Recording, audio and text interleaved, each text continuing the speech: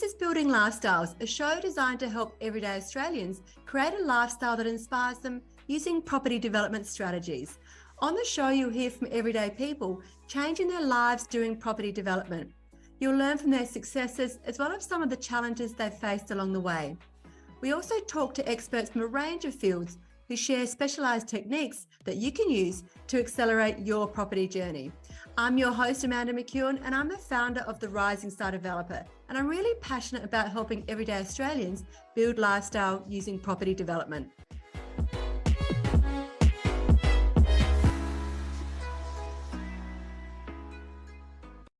Welcome to Building Lifestyles, where we're currently in the middle of our six-figure series where we dive into real stories of Rising Star Developer members who've hit the six-figure milestone and are building walls through property development. Today's guest is Carly, a mum of two, professional and property developer who's been building her development business on the side of her demanding career. But Carly isn't just a member of the six-figure club. She's been part of the Rising Star Developer journey from the very beginning. In fact, before I even launched the program, Carly reached out and helped me validate the idea that would later become the Rising Star Developer. And the same happened again when I launched Sirius, our Mastermind program. She was there again, seeing the potential, taking action, and helping shape what she needed to accelerate her success. Carly is a true action taker. She knows what she needs, goes after it, and isn't afraid to bring others along on the journey. So I'm so excited to dive into her story, how she's juggling career, family, property development, and to understand what's next for her as she continues to grow. So welcome, Carly. Thank you so much for having me, Amanda. It's great to be here. So for our listeners, perhaps just share a bit about your background and what you currently do. So I currently have a corporate role in a financial services organisation where I'm a senior commercial manager in the strategic sourcing team. I manage large projects across technology and services, and yeah, that's my day job. And then your job on the side is juggling family and building your development business. And I'm creating a lifestyle business using property development as that vehicle for change. So what first sparked your interest in property development, and why did you decide to pursue that avenue versus traditional investing? So I have been a traditional investor. I've always loved property, like interior design and architecture and just sort of the aesthetics. But I've always been a property investor. I saw property as being a vehicle to creating more wealth, as many Australians do. And so I purchased our first property in 2012, and we held on to that when we moved out and rented it, and we bought a couple of investment properties in Queensland. So they were buy hold strategies, but then just as I progressed over time, could realise like 2 or 3 years down the track, the plan was always to buy one every year or buy two every year. And just as you started doing 1, 2 or 3, it was like, okay, now you can't borrow any more money. So it was like, oh, how do you take the next step? And development was something that I was interested in and started looking at different courses and things like that, but could just never see myself actually doing it until I saw you speak in a particular event. And I was like, oh, there's a woman who's got 3 young girls, has been able to do this. Wow, where's the possibility in that for me? And so that led me to you and started doing the gentle stalking. And I still remember so clearly when you reached out to me through socials. And at that stage, I had this idea of creating Rising Star Developer, but it was still an idea. And I remember you reaching out going, hey, I really love what you're doing in terms of my development business. And have you thought about coaching, or are you going to do a coaching program? I remember reading that and going, oh my God, that's amazing. She must be reading my head, because I'd been thinking about it. But like most of us, when we're thinking about doing something new, that whole imposter syndrome comes in and goes, who am I to be a coach and teach other people? Who would actually want to learn from me? And so that message that you sent really helped validate for me that there was a need for what I was thinking about. So that was amazing. And then you were great at just chipping away, just checking in every so often. So how are you going? Are you ready to launch? And that stage, I hadn't even created the online course. So you really were inspirational for me, just to really get me moving in terms of what was an idea and then turn it into what is now Rising Star Developers. But that was back in, I remember, 2019, and I didn't launch Rising Star until March of 2020. So yeah, it's been amazing to have you part of that journey as well. It's been great. So can you share a bit about your very first development deal and what were your biggest lessons learned? Absolutely. So my first deal was on the south coast of New South Wales. It was a 1 into 2 project.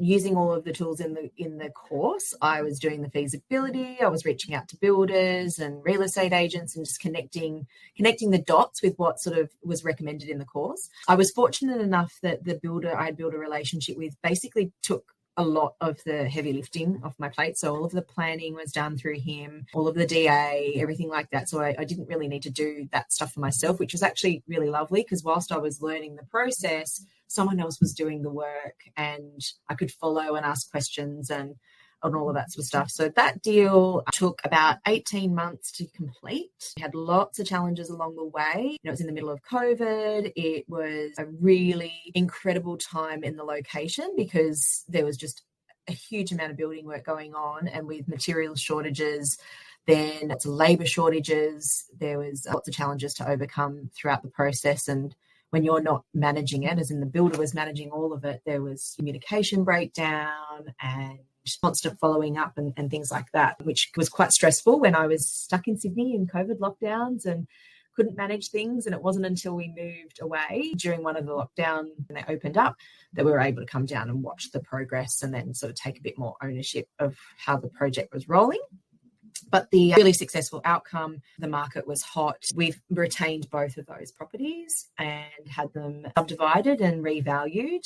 And so the total project costs were roughly anywhere between 1.1 and 1.2 from memory. And they've been revalued at 920 each. So 1.84 million is the current valuation. Now, I'm not sure if we sold it, we'd get that value, but just even anywhere close to that would be a phenomenal result. So it's pretty incredible. So just for the listeners, so what you did is you got a single block of land and then put two homes side by side, so a duplex? That's correct, yes. And so even though you've decided to keep those, you've still created wealth in terms of the equity 100%. in that that's enabled you to keep going into the next deal as well, which is... Yeah, that's absolutely right. So the equity out of that particular deal, we've taken a little bit of equity out of the deal and we've purchased another block of land, which is our second deal, which is just about to start construction. And that's the duplex again as well. So you've almost rinsed and repeat the strategy? Yeah, repeating the strategy, but we're focusing on a higher end product based on the conversations I was having with agents at the time, and just seeing what the buyers are looking for. It just was an opportunity to try something new and really follow the process from end to end on this particular one. So slightly different. And given that you were doing your very first deal during COVID, when there were so many unique challenges during that time in terms of supply dynamic, lockdowns, lack of supply, lack of trades, it was this almost perfect storm, wasn't it? And what kept you moving ahead? I guess we had the challenges of the lockdowns and then you were going through these challenges of the project. How did you keep pressing through those as opposed to going, oh, this is all too hard? I'd say the relationship with the builder was really strong. So communication is a really important, it's something I value really highly. And as you start to reach out to different builders, when you're building your A team, which is one of the things that you coach us to do, really connected with this particular builder. And I don't think I would have had the same level of, I was never comfortable, let's be real. I was never feeling particularly safe and certain, but there was the communication, I think, that helped. I was always able to pick up the phone and give him a call. He would always answer, and if he didn't answer, he'd call me back. I thought that was super important just to make sure things were still tracking well. It was such an interesting time, and I think that I was building a lot of resilience personally, doing some coaching and things like that. So I think it was really around educating myself and knowing that these things are going to be bumps in the road.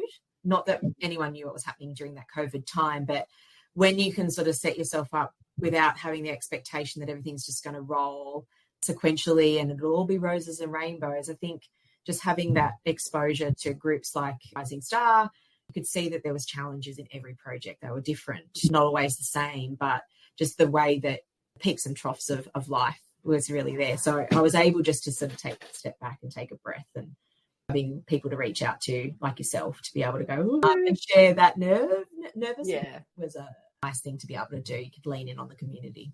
Yeah, and you were very good at that. You were very good at being able to go, okay, well, hey, I need some support here. I'm not sure about X, Y, Z. You always reached out and got the support that you needed to help you overcome the roadblock. And that's a really important thing, especially when you have access to support.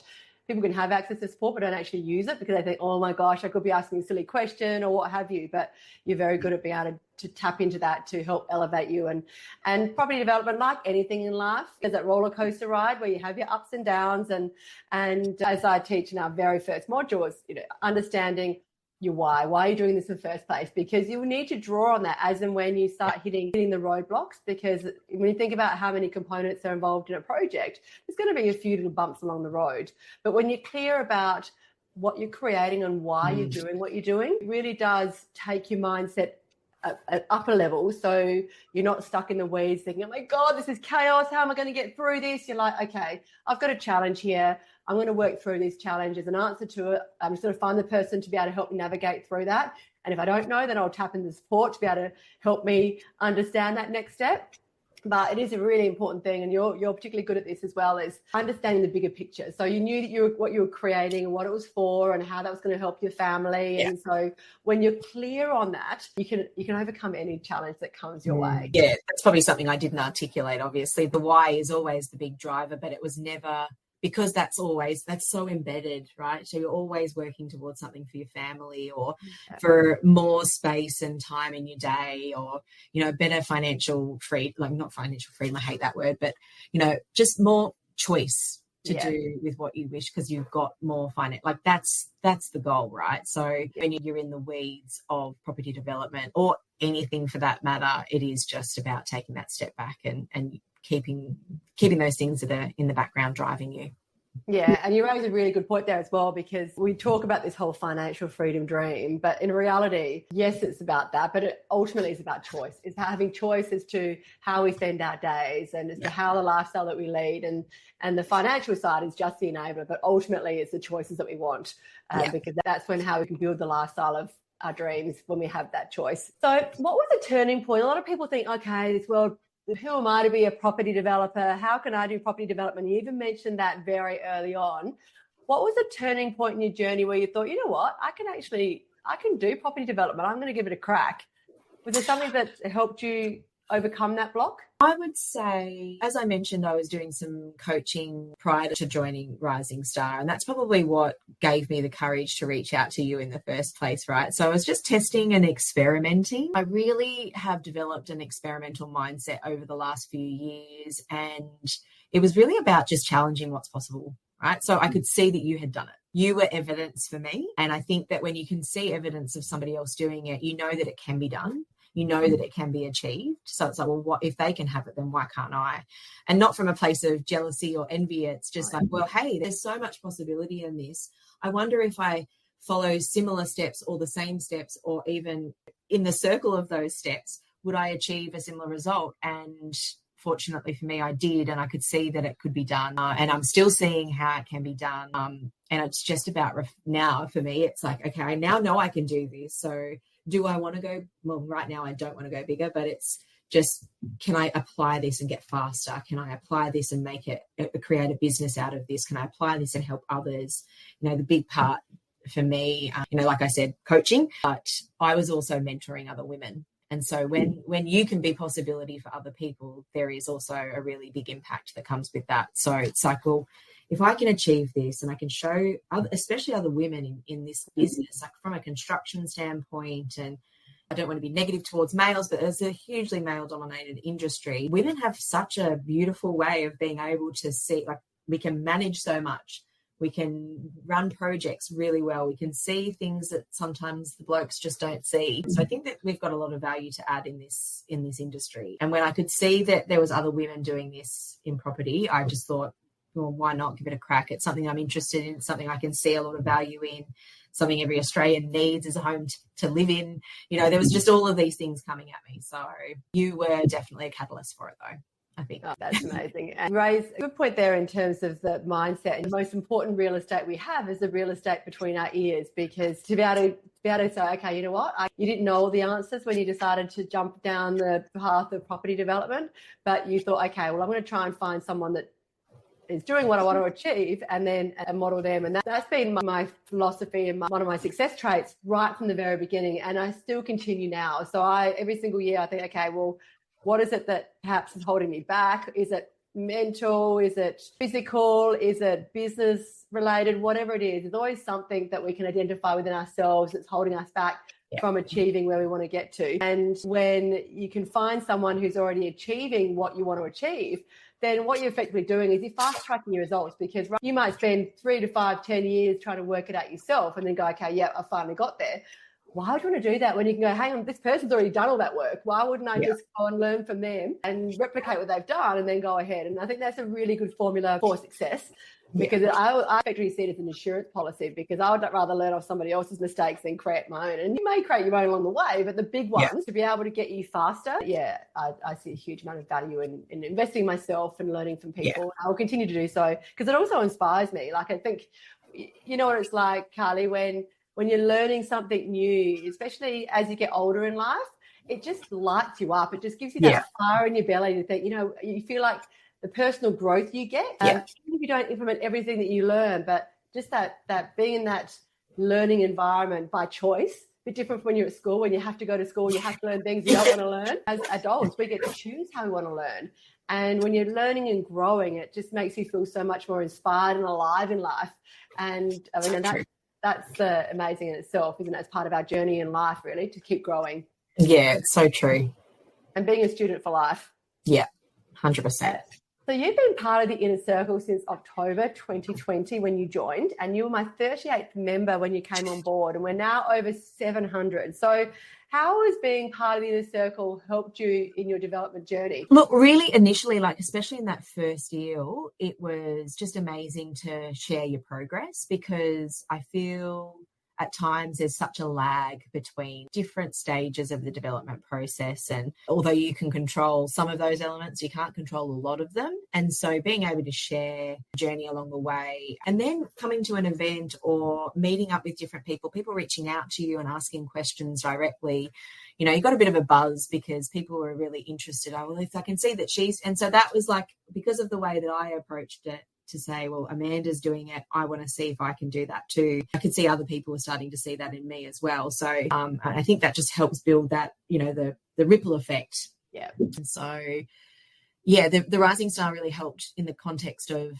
being able to be on coaching calls and ask questions when they came up. If you felt like you weren't getting the right answers from consultants or people you were dealing with in the process, you could tap into the group and ask a question. Even just sitting on calls where you weren't necessarily participating and listening in, it was really helpful to listen to other people's challenges, because inevitably you'll come up against something that you're not thinking about when you're learning a process, but when you hit it, and you can then, sort of lean in on something that you've heard before, or, hey, I remember such and such posted about this. I wonder if I can reach out to them. Like, it just sort of, it plants the seed, and it continues to do that. Yeah, and I really underestimated the power of the group coaching calls in terms of you learning by osmosis, because even if you're not at that stage, you're hearing about people at that stage, and in life, you don't know what you don't know. So when you're hearing about other people, it's like, okay, yeah, I remember that. And when you get to that stage, it's like, okay, yeah, I remember so-and-so talking about a variation challenge they have with a builder. And so I can then go and do a research and find that video or find that response. And you feel so much more empowered, because it gives you that confidence. And I think you in particular, actually also, when you are able to present your deals and you're great at sharing and inspiring others in terms of your story and your journey, and when you can hear and see other people doing great stuff, that just lifts the whole community up. But I always find that when you start talking, if someone asks you a question like they have, and you can go and rattle off the answer, that just, I think, almost accelerates, or no, it validates how much you've learned as well. Because when you're doing your deal and you've got your knee deep on project stuff, at times you think, okay, yeah, I don't know this and I don't know that, but you actually always underestimate how much you do know until someone asks you. It's like, wow, I actually sound like a developer now. I'm talking about partners and deals and, variations and building and construction and sales. And that's pretty powerful too. Yeah. One of the things that I'm really passionate about is, with respect to personal growth and development of yourself, is really, what's your identity, right? So I've always found that experimental mindset and being able to tap in to go, well, if I was a property developer, well, what would I be doing? If I was taking this road, well, what would I be doing? So it's really about getting yourself into the mindset of a developer, so that you do become more confident. And then, as you say, somebody asks you a question, or you're standing in front of a group to have a chat, and you can just suddenly rattle it off. You're like, wow, I actually do know what I'm talking about. Yeah. And the other powerful thing about that, though, is when you do actually know a lot more, you can also call bullshit on other people who could be talking to a real estate agent, you could be talking to a builder or a tradie, and you do pick up on a lot of the things you're learning. So if you start to get a bit of a bum steer, you also start to acknowledge, like, hang on a minute, is that right? Oh, I'll go down and just ask somebody else. So you start to validate what's really happening, and not to put anybody down or to, you know, call somebody out, but you start to recognize what's real and what's not in the process as well. So I think it's just really like testament to the things you are learning and the knowledge that you are gaining. Yeah, and that's all part of experience as well, isn't it? Totally. Experience and expanding on your education. So you also joined the Six Figure Club in 2023.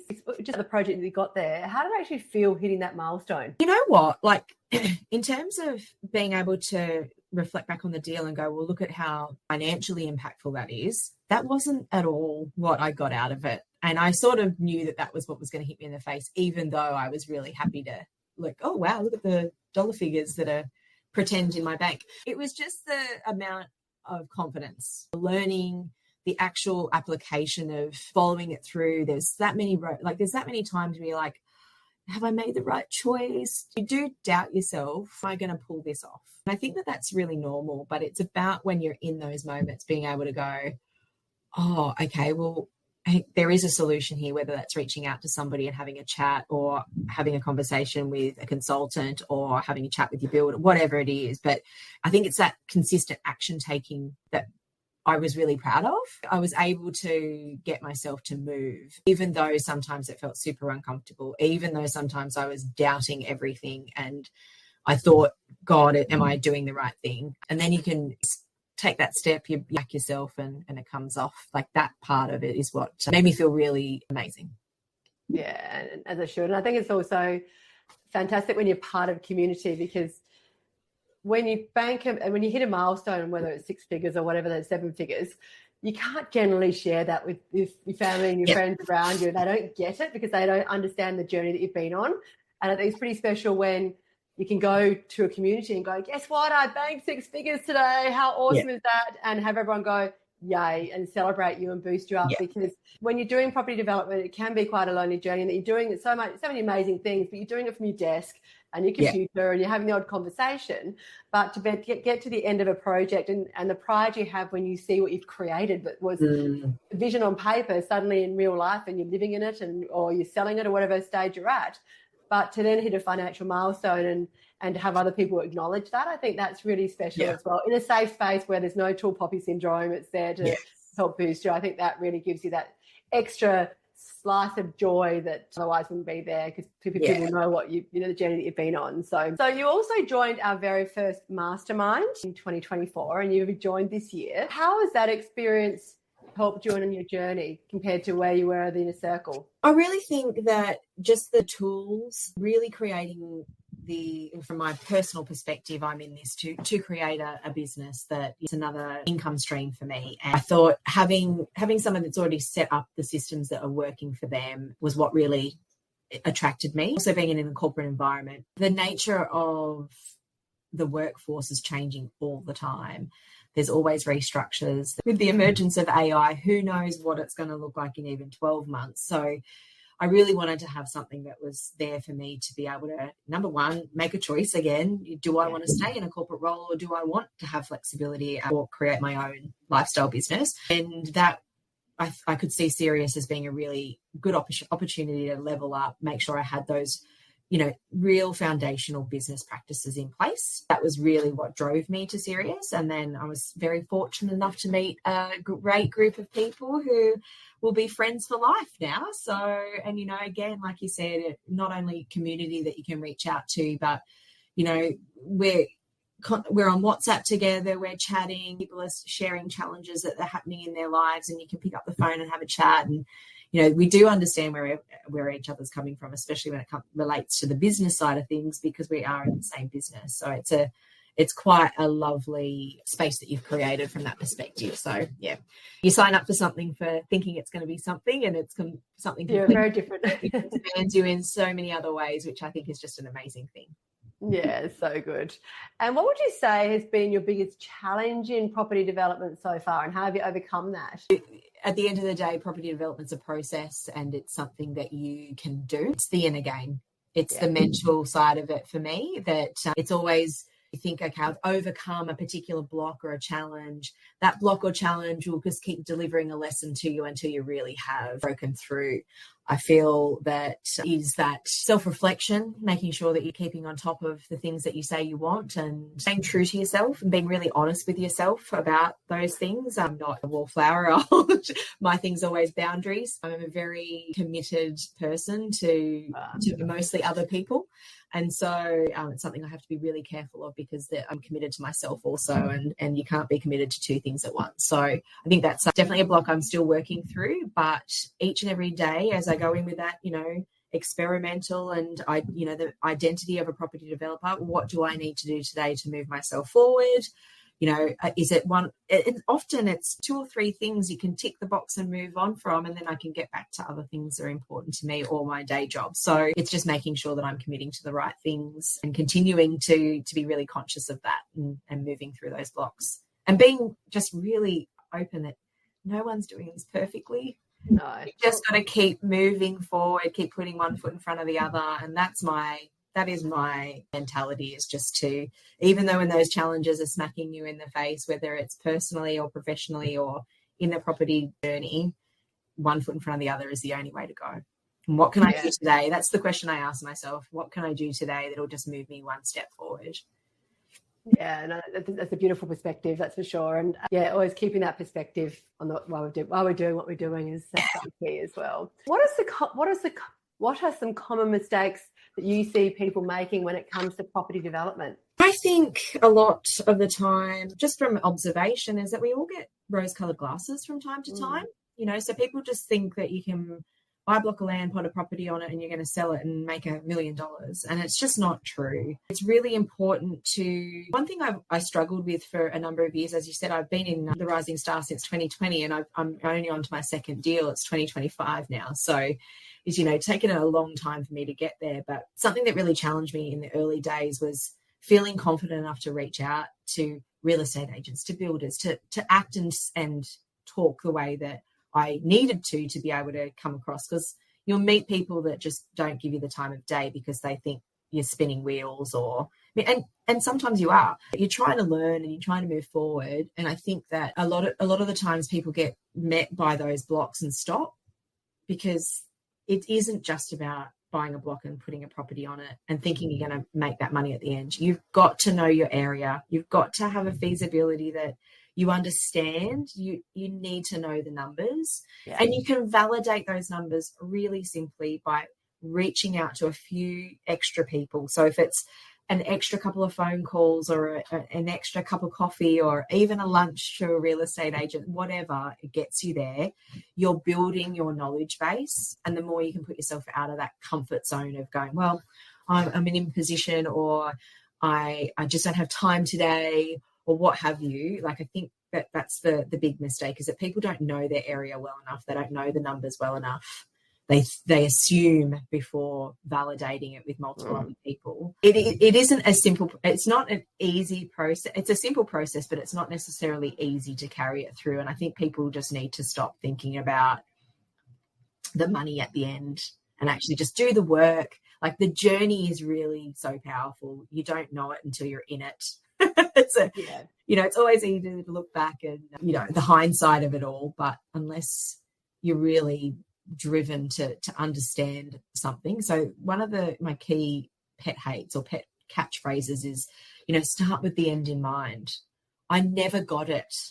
I didn't understand that concept for many years, and I couldn't work out why.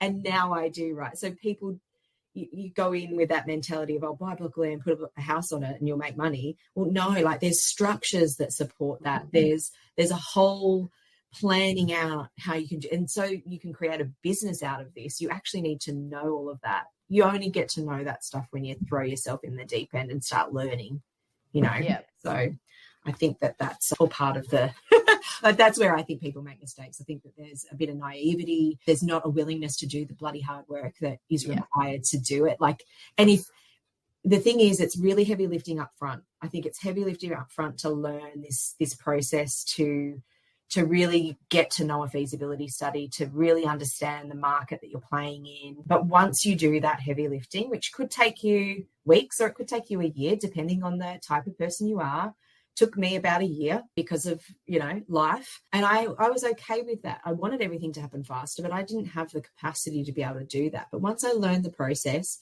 once I started playing around with the feasibilities and looking for deals and doing the work that is required, things just start to happen a little bit more fluidly after that. Yeah. So I'd say just, be willing, be prepared to get in and do the hard work, because if you don't, you could have a more challenging thing to overcome if you're not confident in those numbers. Like if you are going into a deal feeling uneasy, which is it's normal and natural, but if you can then go, okay, take a step back. How many real estate agents did I call? How many tenders did I send out? How many builders and how many conversations have I had chats with? How many consultants have I spoken to? I've done the research. I've done this whole process. I've checked and checked and checked. Okay, I'm good here. It's backing yourself and building that trust and continuing to back yourself and doing the work. I think that's really important. Yeah, and if it was easy, everyone would be doing it. That's the thing. So it's a simple process, but you've still got to do the work. And I recently got an email that popped into my inbox, and someone had put a contract on a site, and they were going, "Oh yeah, I can. This is 6 land subdivision, and I'm just wondering who to speak to get my numbers." I'm going, "Oh, you've got to make sure you do. You can't buy a site. How do you know you're going to make money on that site? How do you know what to offer on that site if you have not done your feasibility beforehand?" It's just such a simple step. And so it's so important that they aren't shortcuts. You've got to have to do the work. You're going to have to go and speak to people to get the numbers.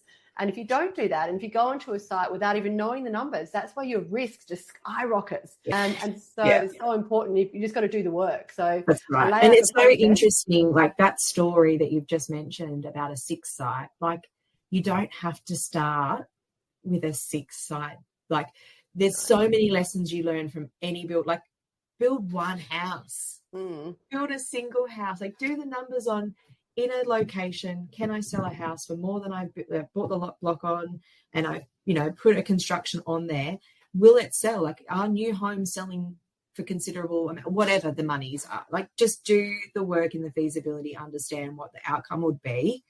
Hey, well, let's just roll with this, see what happens. Like, if you can validate those numbers, like you don't need to go and do a 6-site project. Just the lessons would be well over magnified. Like you said, like the risk that you're taking on, it would just be super stressful to do that. And that's why I feel like the duplexes for me are great, because when I have made that transition and I am moving more into that business of property development versus, my corporate job is still weighing a little bit higher at the moment, but I will get there. And then I will potentially be doing 6 sites. I don't know.